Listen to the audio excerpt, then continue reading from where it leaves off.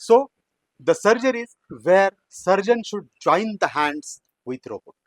ऐसी कौन सी सर्जरीज है जिसमें आपको रोबोट का हाथ थाम कर वो सर्जरीज करनी ही चाहिए? एक, थायराइड सर्जरीज।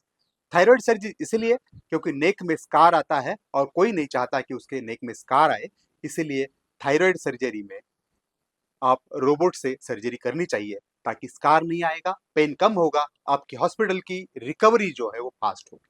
दूसरी सर्जरीज है थोरेसिक कैविटी की। थोरेसिक कैविटी की जो सर्जरीज है उसका अर्गोनॉमिक्स की वजह से और थोरेकोटॉमी का पेन बहुत ज्यादा होता है, इसीलिए वो एरिया की सर्जरीज रोबोट की सहायता से बहुत अच्छी तरह से और बहुत अच्छे प्रिसीजन के साथ की जाती है। ऐसी सर्जरीज है oesophagectomy, lung surgeries, mediastinal surgeries, mediastinal tumours like थाइमोमास।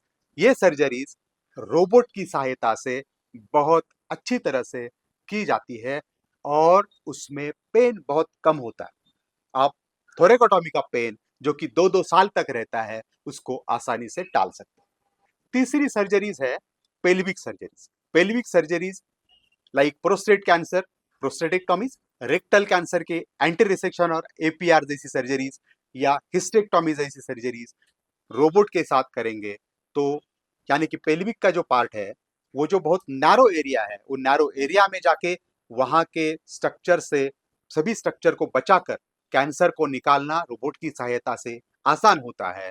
Nerve damage के चांसेस बहुत कम होते हैं, इसीलिए आप देखोगे कि पेल्विक सर्जरी में जब भी रोबोट का इस्तेमाल होता है तो उस सर्जरी के साइड इफेक्ट कम होते हैं, स्पिंक्टर डैमेज के चांसेस कम होते हैं, उसकी वजह से आपकी रिकवरी बहुत फास्ट होती है। एब्डोमिनल सर्जरीज, एब्डोमिनल सर्जरी में आप देखेंगे तो किडनी कैंसर के लिए जो पार्शियल नेफ्रेक्टॉमी या रेडिकल नेफ्रेक्टॉमी की जाती है वो सर्जरी, और एड्रिनल ट्यूमर्स के लिए की जाने वाली एड्रिनलेक्टॉमी, ये दोनों सर्जरीज रोबोट के साथ करेंगे तो नैरो एरिया में जाके ये दोनों स्ट्रक्चर को आसानी से निकाला जा सकता है।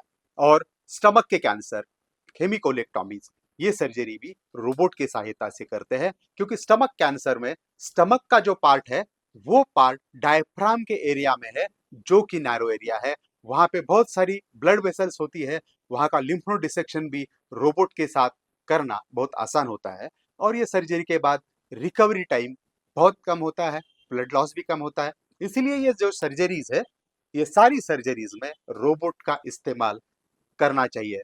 तो आपने देखा रहेगा आज के वीडियो में कि ऐसी कौन सी सर्जरीज है जहां पे surgeon should join the hands with robot.